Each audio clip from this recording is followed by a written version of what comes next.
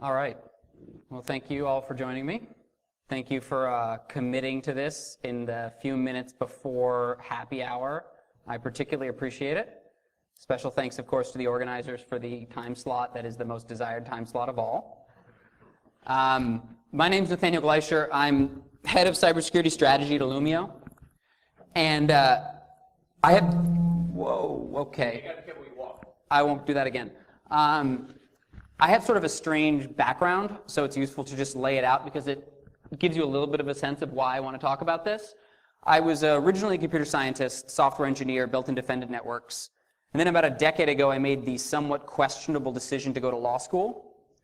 They trained me to put on a suit, which I have subsequently forgotten. If anyone's curious, I still write code. I do not practice law, so that might tell you something about the decision. In the interim, I spent time in the federal government investigating and prosecuting cybercrime cases for the Department of Justice here in the United States and overseas, and then working at the National Security Council as Director for Cybersecurity Policy at the White House. One of the things I did while I was in government, one of the major things that I did was track and respond to major breaches.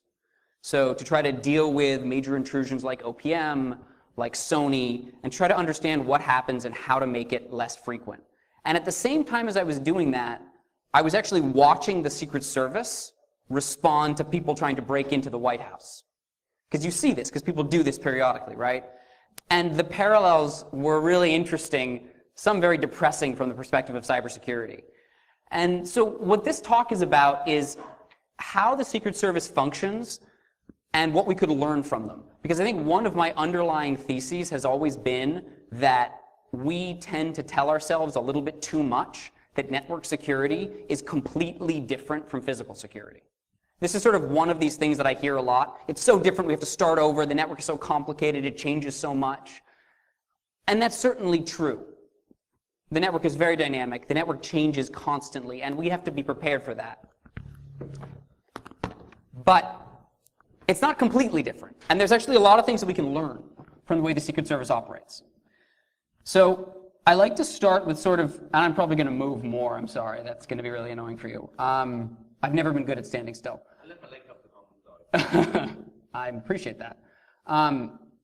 So I want to start with sort of the surprising fact for the day, right? Which is, if anyone in this room wanted to, you could jump on a plane, you could fly to Washington, D.C., and you could jump the fence at the White House, right? I guarantee you could do it. I'm not necessarily suggesting it's a good idea, but I'm sure you could. It's not very tall. It's just an iron wrought fence. And if you jump the fence at the White House, dressed however you might choose, you land on the lawn on the other side, and you experience this brief moment of elation and success. I've seen this many times, right? They land and they're like, yes, I made it. But if you look closely, you can already see in the back corner here the problem emerging, right? In about 10 seconds, it looks a lot more like this. The interesting thing about the White House isn't that it's actually easy to jump the fence. It's that despite that fact, it's still probably the most secure public space in the world. When someone jumps the fence at the White House, they spend seconds on the lawn. They spend minutes on the lawn, very, very short periods of time. In fact, there was a event about a month and a half ago where someone broke in and they spent 17 minutes concealed inside the White House, not the building itself, but the 18 acres around it, moving through the lawn, trying to find a way in. And it was a national news story of immense proportions, right? There were questions about whether the Secret Service had completely lost its ability to protect the president. There were inquiries. It was this huge issue. Even though the fence jumper spent the whole time on the lawn and was caught the moment they tried to get into the White House. And what's interesting to me is if you look at dwell time, the average amount of time that an intruder can spend concealed inside a compromised network, the average right now is 146 days, so about 5 months. And that difference is striking to me, right? 17 minutes is a national catastrophe, and 146 days is business as usual. And so the question that I want to ask is why, and why the Secret Service is so good at what they do. The Secret Service is an interesting model to look at here because in many ways, the president is a lot like a high-value asset in a data center. He's incredibly valuable, incredibly targeted, and incredibly exposed. The Secret Service doesn't get to take the president and put them in a pillbox underneath 1600 West Pennsylvania Avenue and have no one talk to them. The president is always talking to people. And in fact, a huge part of the president's value is that they talk to people and they're exposed. You could say something very similar about a lot of the high-value assets in the data center, right? If you have a database that is driving your billing function, that enables customers to purchase from you, you don't get to wall that off from everything else. It has to be exposed. If you have valuable data or a valuable process, it's almost certainly exposed to the rest of your data center, and chances are a big chunk of its value is because it's so exposed. And so what the Secret Service does, their entire mission is mitigating risk, which is essentially the same thing we do. And so the question is, how do they work and what could we learn from it? When the Secret Service is trying to protect the president, imagine, let's say the president is speaking at an auditorium. The Secret Service runs through several stages to think about how they're going to do this. And I'll talk about this at a pretty high level, as you might imagine. But you can sort of break it down into 4 stages that map surprisingly well to the data center. The first is understand. The Secret Service builds a map and an understanding of the environment where the president is going to be. The second is control. The Secret Service literally physically transforms the environment so that it is not as exposed as it used to be. The third is detection. The Secret Service puts tools in place to detect change in that environment. And the fourth is response. When a change occurs, the Secret Service responds pretty quickly, it turns out. When you put all these together, there's one sort of fact that animates Secret Service security that I think is really interesting here, right? When we think about protecting the president and we think about exposure for the president, we tend to think about this. Agents in dark suits, sunglasses with earpieces, with the suits that are cut extra large that can carry their guns. Actually, a good tip, by the way, if you ever want to know if someone you're talking to in a suit is an agent or not, look to see if their ankle seems cut rather wide, because that's where they put the ankle piece, right? I have been to tailors with agents when they have that conversation with the tailor and they say, look, I need this side to be kind of large. It's a very strange conversation. This is what we think of. We think of these agents standing between the president and the crowd. But the honest truth is that 90% of the security is a lot more like this. 90% of the security for the president happens before the president ever shows up. And that's really important. So if we think about an auditorium where the president's speaking, right, how does this work? How do these processes happen, right? So if you take a look here, we have a simple map. And what the Secret Service does in the understand stage is they identify where the president's going to be, right? That's their high-value asset. That's what they're protecting. Then they identify the locations they care about. So they might have the auditorium. They might have a couple of entryways, right? They're sort of breaking up the space so it's not one big mess. Then they identify all the choke points in the location. And what I mean by choke point is it's a space that an intruder would have to pass through to move through this environment. It might be a doorway, it might be a hallway, it might be a path. And then they identify all the vectors, all the paths that connect them. So they have this map of the location. And they know that anyone who's going to break in is going to have to cross that map, move along those paths, and cross those choke points. Now the problem is that most auditoriums are designed to be extremely open. You want people to be able to get in and get out really easily, which is fine if you're watching a play, but maybe isn't so good if you're trying to protect the president. So the next thing the Secret Service does is they try to understand what are the bare minimum of paths that can be open in order for the president to get in, give his talk, and get out. And then they change the environment. They actually shut down everything else.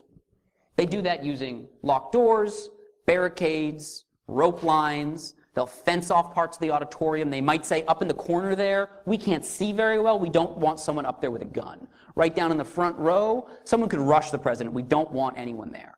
They literally transform the space. So when the Secret Service is done, it doesn't look anything like it did when they showed up.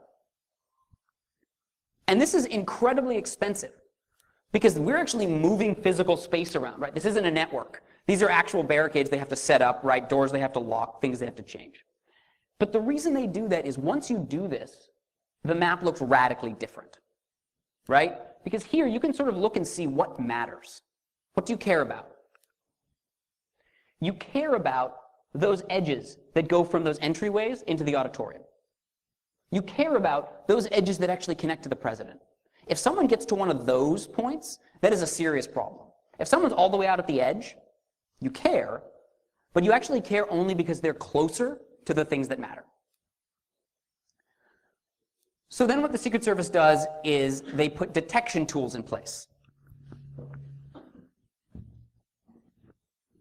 These are things like metal detectors, video cameras, ID checks, but they don't just put them everywhere, right?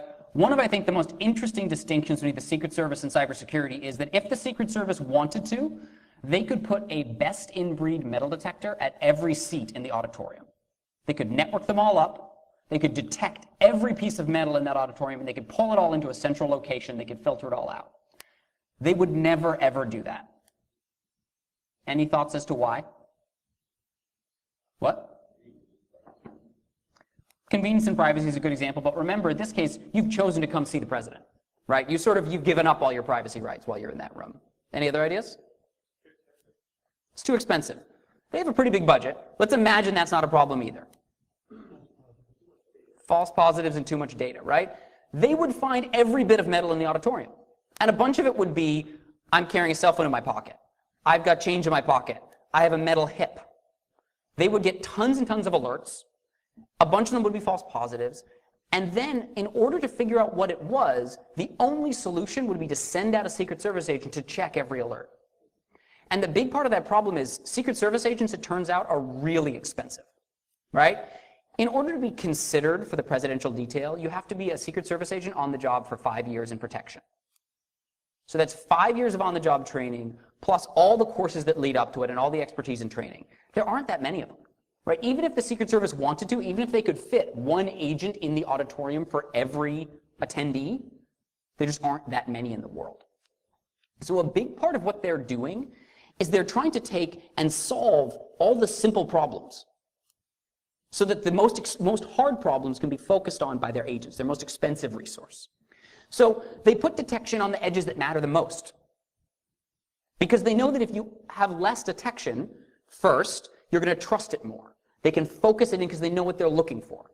They're not only going to do that, they're going to put detection in other places as well, around the auditorium, probably around the entire location. Video cameras, metal detectors, all sorts of things. But they recognize that the more constrained and precise the detection, the fewer alerts you get, and the more reliable and trustworthy they are. So they're creating a hierarchy, so that even if they get flooded with alerts, if they get an alert on that edge that's next to the president, they can drop everything else. Right? So they're prioritizing this. And all this sets them up for response. And in response, you've got things like agents, alarms, automatically locking doors, all sorts of things. But the key about response is they've simplified this world and they've tightened it down. Now, the fact that they have blocked all these other paths doesn't mean it's impossible for someone to use one, right? There's no such thing as perfect security.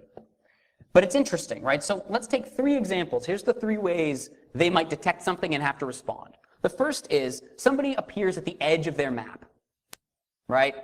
That's exactly what they want. That person then has to move through the environment as the Secret Service has designed it to work and cross all the checkpoints they want. Sure, could that person sneak through everything and get into the president's presence? It's possible, but it's really hard. And the Secret Service has stacked the deck in their favor. They get as many shots as possible. Second, turns out someone was hiding in the auditorium 2 months ago, and they've been hidden there. They've snuck in some other way, and they pop up somewhere in the auditorium where they're not supposed to be, right? No security is impenetrable. So someone pops up there. Why is this still an advantage for the Secret Service? There's no fear it's a false positive. They've violated established policy. There's no question, what do we do? There's no need to investigate. There's no need to slow down and think about it. The Secret Service can react. And reaction probably means sending someone up there to tackle them, or maybe sending someone up there to shoot them, whatever it might be, but they can move as fast as they need to. So what they're doing is they're saving themselves time. And then there's a third type of problem. And the third type of problem is the hardest one, right? This is an intruder who does exactly what they need to do. They show up, they're very, very smooth, they get through all the security checks, and they're seated in the front row, and then they reach into their pocket. And the question is, are they reaching for a gun? Are they reaching for a cell phone? Are they reaching for a sign? This approach doesn't solve that problem. And in fact, there's no approach that solves that problem, but I'll tell you what it does do. It means the Secret Service agents who are trained to solve that problem can spend all their time just focused on that problem, not anything else. All the other problems are pushed away so that the agents can just look at the crowd and try to understand what's happening and be ready to respond. So you have these 4 stages. And I draw them like this very intentionally because understanding the environment makes control work better. Controlling the environment makes detection work better. And having effective detection makes response work better. So it's a pyramid, and there's almost a trickle-up effect. The further down you invest, the more efficient it is. Any questions about that? No? Okay. I should say, if you have questions, feel free to interrupt me. It's the only way to get me to stop talking, I've been told. So the question then is, would this work in the data center? And I'll take this in 2 ways. The first is actually, could we do this? And then the second is, why is it hard to do it? So what the Secret Service is essentially doing is they're building a relationship graph of the environment. They have nodes and they have edges, which is what lets them control the space. The data center also has a relationship graph. This is a very simple, completely toy data center in the same way that the auditorium was a very simple example. Essentially, you have a data center with a development and a production environment. You have an HR application with an instance in both, and then you have an ERP application only in dev. First thing you want to do is you want to find the HVAs, just like the Secret Service did. In this context, these are going to be databases that are storing high-value information. We're in an HR application, so this could be customer or employee data information. It could be a PCI environment because you have particularly sensitive data in there. This could be simply the servers that run the system, which means if they go down, the system breaks. And then there are the choke points, and the choke points are all the other servers in the environment. Because the choke points are the pivot points. Because the one consistency, at least that I've seen, and I'd be curious if others agree or disagree, is that every major intrusion I've ever worked involving a large data center has a common denominator, and the common denominator is lateral movement. The intruders get in through a low-value environment, often by phishing an employee, right? And then slipping from their endpoint into dev. And then they move through the environment step by step, server by server, elevating privileges, looking for vulnerabilities that let them try to reach a high-value asset where they can cause damage. They have to move through those servers, so they're essentially the choke points. And then you could say there are edges. And the edges in this case are all the active data flows between all those servers, all the places those servers are actually communicating. But if we remember from the auditorium map, there are actually a lot more than this, right? The auditorium has a lot of places you can move. The data center has far more potentially open connections than most organizations use, and I'll show you some stats on that later. And so we understand this map now, but just like the auditorium, the network is designed to be open, which is great for functionality, problematic for security. So what could we do? Control. It's nice because actually controlling this environment, believe it or not, is way easier than controlling a physical space. You don't need to haul a bunch of barriers in. We can change the nature of it. We can patch vulnerabilities to close some of these. We can segment applications to block traffic. We can limit user access to limit movement through, encrypt data, use strong passwords. All sorts of different ways that we can change this graph. And a simple way to think about this is, we're not going to close everything, right? It still needs to be connected, but we could say, why are there all of these unused pathways that are still open crossing between dev and production? That's a line that we probably care a lot about. We can close them. Why are there pathways between these 2 applications that we aren't using? We can close them. Why are there pathways connecting to our high-value assets that aren't being used? Why are there more connections than necessary there? We can close them. And what this has just done is in the same way as what the Secret Service did, we sort of simplified the graph, right? Notice, I haven't taken away all of those inactive connections. More on that later. But what we have done is we've highlighted, and some things can jump out here, right? What edges do we care most about? What matters on this map? Right? You care about, I mean, what are these doing, right? Edges that cross from dev into prod. Those clearly matter. There's an edge, the edges that connect to our HVAs. Those are going to matter. And then most of all, this edge that goes from dev into production and lands on a high-value asset. What is that doing, right? That may be legitimate traffic. But does it really need to be there? Do we really need to have this wide open shortcut for an intruder? And so what you will do then is you'll go through and you'll look at these and you'll say, do they all need to be open? And you might conclude actually that the connections from dev into production don't be. Because most of the time when I've seen it, they actually don't. Usually it's a leftover artifact from a developer who was building something and didn't close a pathway, and it's still open and chugging away. But you can't close everything, to our point earlier, right? Your high-value assets actually need to connect to things in order to function.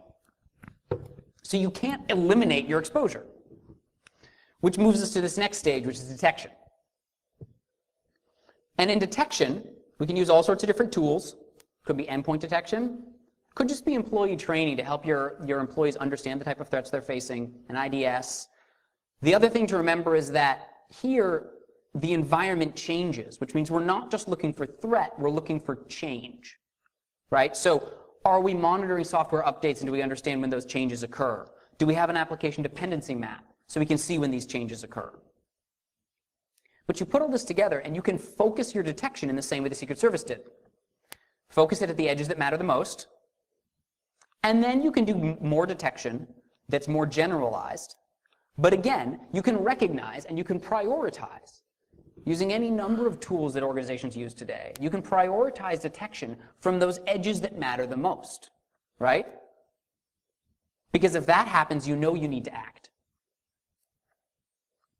And we put all of this together, and we move to that response stage. And response is going to be things like forensics, it's going to be containment, orchestration tools to help you respond at scale, building all this together into sort of an adaptive security response so that it changes as the threats change. And just like with the Secret Service, you can imagine three sort of scenarios. The first is you have a bad guy show up where you expect them to, which is in your development environment, right? And now they're going to try to move from that into production, which means they're going to beacon out, they're going to look for paths they can use, and they're going to move through your environment. It doesn't mean that they can never cross that chasm and get into production, right? There's no such thing as perfect security, we all know that. But what it does mean is they're going to spend more time stumbling around your development environment and making noise. So you're stacking the deck to give yourself more chances to catch them. Second situation, we have someone who actually gets into production. Now, when they're in production, right, we have closed down most of these paths. There's still some open, but we know which ones we're using and which ones we don't. So if an intruder uses one we don't usually use, that can send off alarm bells as well. So you are able to sort of set tripwires through this. If they act out of policy, you can react immediately. It's not a question of false positives. They're taking an action that you said shouldn't be permitted. And then the third and the hardest example, right, is an intruder that gets all the way into your production environment, into your highest value application, and knows exactly the pathways you use and surfs them. This doesn't completely solve that. But what it does mean is that even if that's true, they still have to move through the additional detection you've placed around your HVAs. You're still channeling them into the places you want, right? It's certainly not perfect and nothing is perfect, but it does stack the deck in our favor, which is a lot better than having the deck stacked against us, which is sort of the way it feels sometimes. So we go back to this pyramid, right? You put all these together, and we have this trickle-up effect. But the thing that I think is most interesting about this, and the thing that really struck me about it and why I put this together, is that if you look at the way a lot of organizations think about these stages and invest in them, it looks a lot more like this. Right? In cybersecurity today, we spend a lot of time focused on detection and response. And detection and response is really important. But if you don't have that foundation underneath it, you're at a huge disadvantage. Imagine taking the 5 best Secret Service agents in the world and saying to them, the president's speaking at an auditorium in 20 minutes. I've never been there. You don't have time to go. And I don't have a map. But I tell you what, my cousin Joe saw a play there 6 years ago. And he kind of remembers what it looks like. So go talk to him for 5 minutes and then show up with the president and try to protect him. Crazy. We would never do that. But if we invest in response and detection without control and understanding, that's essentially what we're doing on the network.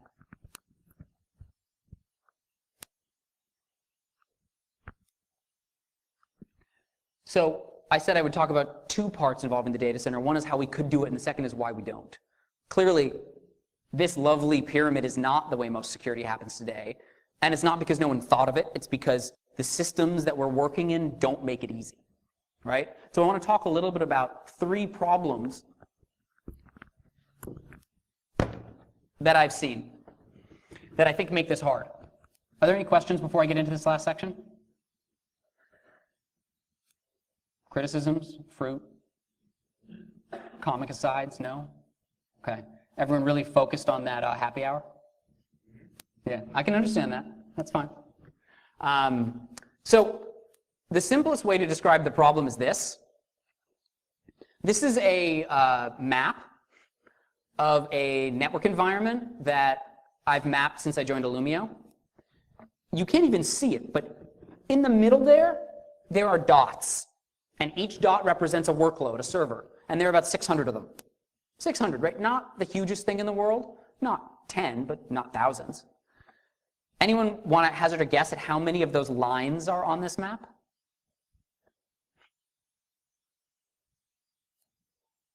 It's 1.2 million, right? 1.2 million active data flows. And remember, active data flows. I'm not talking about the potential data flows that are probably permitted in the environment. That's actually a lot more. This is the problem, right? The problem is that the environment is so complicated that it's really hard for us to break it down and understand it and operate inside it. So let me break that down a little bit. Three problems: friction, complexity, and proactive security.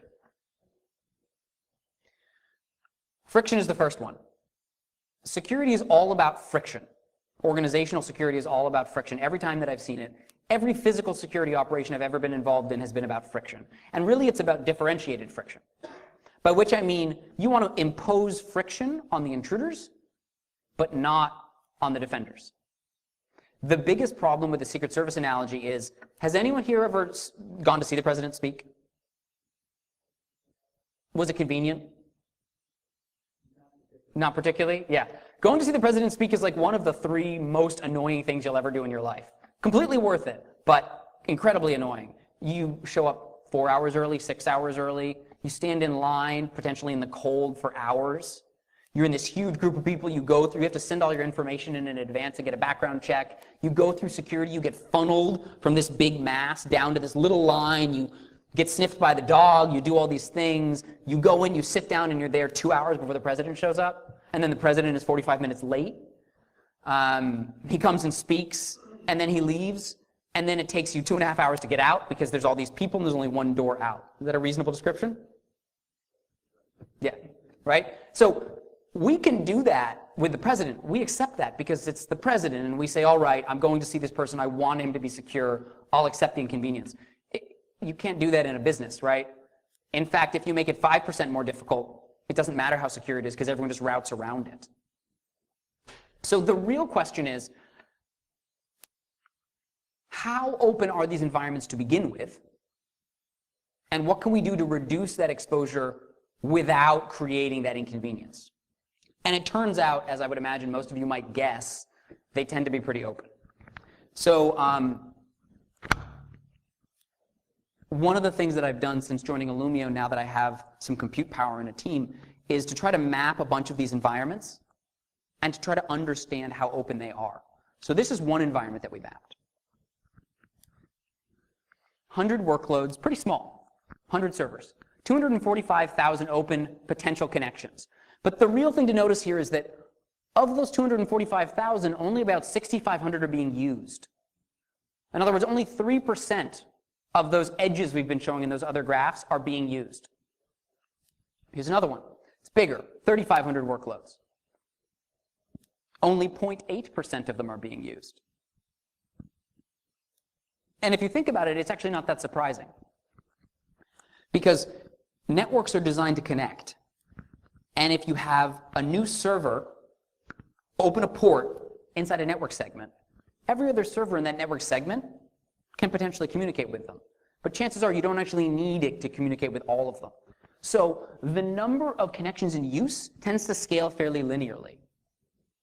The number of connections that are potential, I won't say it scales exponentially because everyone says that and doesn't actually know what exponential means, but it certainly scales a lot faster than linearly. If you were the Secret Service, you would go into that 3,500 workload environment and you would close down 99.2% of those connections. Shut it down. And then if you were an engineer working in that environment, it would be super inconvenient, right? Anytime you needed to do something new, you'd have to get permission from somebody.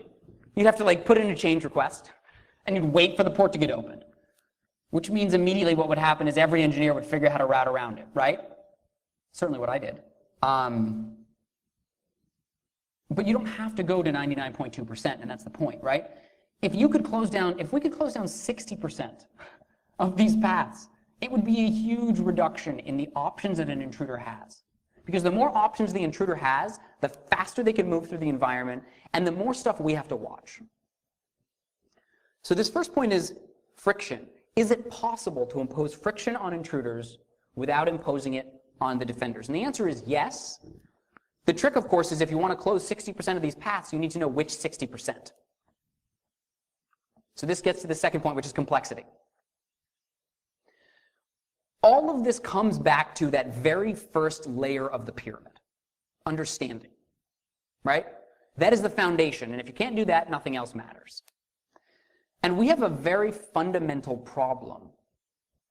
Has anyone seen, anyone know who Rob Joyce is? You guys know Rob Joyce? He is the former head of NSA's Tailored Access Operations Unit, the chief hackers at the NSA, the chief offensive hackers at the NSA. He was recently tapped. He's now cybersecurity coordinator at the White House, but this was his role up until a month ago. A year ago, Rob spoke at Enigma, a public cybersecurity conference, and he gave a public talk.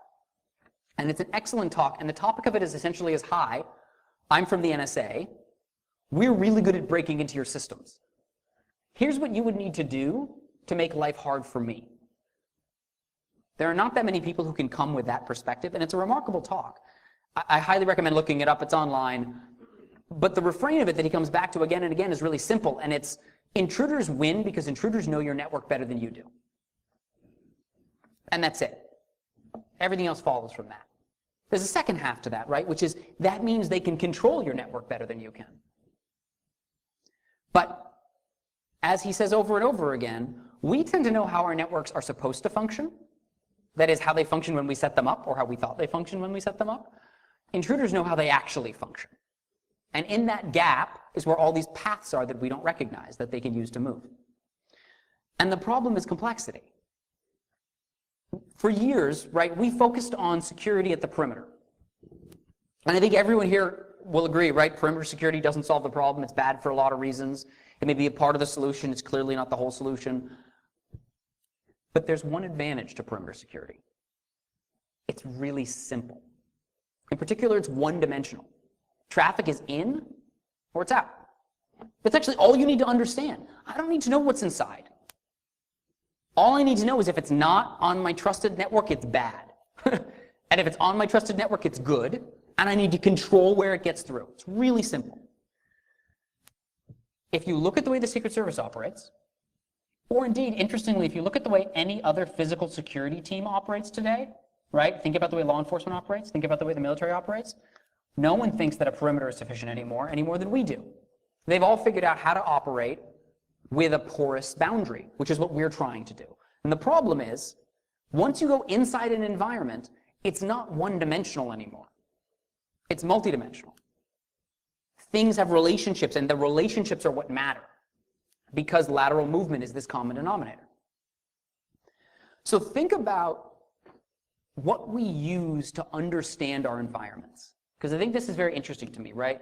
If you look at a security team, if you look at an infrastructure team that's thinking about organizing their environment, is looking at subnets, zones, VLANs, maybe separately as looking at ACLs, they're thinking in terms of IP addresses, they're thinking in terms of host names. And what's striking to me about this is IP addresses tell you some information about the network, where a device might be on the network at a given moment. But they don't tell you anything about what application it's part of, or whether it matters or not, or what it's doing. They're effectively one-dimensional from a security perspective, which means that we're trying to describe a multidimensional environment in one dimension. Host names are my favorite example of this, right? Host names are supposed to be one-dimensional. It's just a name for a host. But none of them are, right? You try to break this up, and we're trying to jam multiple dimensions into a one-dimensional construct because we need them. We need to know what company is it, what application is it, what environment is it in. We need to know this information, but we're doing it in the least efficient way possible. What we really would need is to be able to pick a server and say for that server, what application is it part of? What environment is it part of? What role does it play? Maybe what value does it have? How much do I care about it? Is it really important? Is it not important? What infrastructure is it on or is it behind? Is it in the cloud? Is it on-prem? What operating system is it running, right? These are all the questions we need to know. And it's the difference between that first map that I showed you, which anyone can say, oh, look, it's visibility. I have a map of my environment. And actionable visibility, where you can actually do something with it, where you can actually understand it. So one of the biggest challenges we face, I would argue, in trying to use an approach like this, is we don't know what our environments are that we're defending. And if you look at the history of security strategy, defenders that don't know the details of the environment they're defending lose. Every time. Defenders that do and exploit it tend to win, even against hugely advanced and much more powerful teams. And that gap sort of explains part of what we're dealing with here. So the third piece, proactive security. If you ask any physical security expert, they will tell you that there are two kinds of security. There's proactive and there's reactive. And that defenders lose when they operate reactively. Proactive is before the bad guy shows up. Reactive is catching them after they show up. And the problem with reactive is that the bad guy gets to choose when they show up, which means that in theory, they're prepared. We're not. We're surprised and scrambling. No matter how good you are, reactive security is always about trying to catch up. No matter how good you are and how much you invest, at best, you can close the gap. And it's important. We have to close that gap. We need to do that. But you can never get ahead as a defender when you're operating reactively. You get ahead by operating proactively. And when we look at the constructs we use for security, ISO, kill chain, SANS top 20, NIST, the common thread between all these that I think is fascinating is that they're all remarkably reactive. Right? So the kill chain obviously is built around reacting to an intruder and interfering with them. NIST talks about identifying particular threats, protecting against them, detecting them when they show up. Right? Each of these is built around responding to threats. And the concept, sort of like the way of thinking about it, is about responding to threats. So we heavily invest in reaction, in detection and response. And part of this is because I think we sort of told ourselves for years, you have two options. You have prevention and you have detection, right? And we all know prevention doesn't work, or at least doesn't work all the time. And so that's driven us to say, okay, prevention isn't the answer. We have to focus on detection. And if our detection is giving us dirty data, if our detection is making it hard to respond, what was the statistic I saw? The average organization in the United States generates 500 critical security alerts a day. And I'm sure that's probably lowball, right? And has the capacity to analyze about 4% of them. If that's the problem, if we just invest more in detection, we can solve that. If we invest more in analyzing these things, we can get computer systems that simplify it for us and let us focus on the ones that matter. But what we miss is there's actually a way to do this that security teams have been doing forever, right? And it's proactive. It's about understanding and control. Because if you understand and control your environment, then when you detect, you understand what you're looking at, and you can react better to it.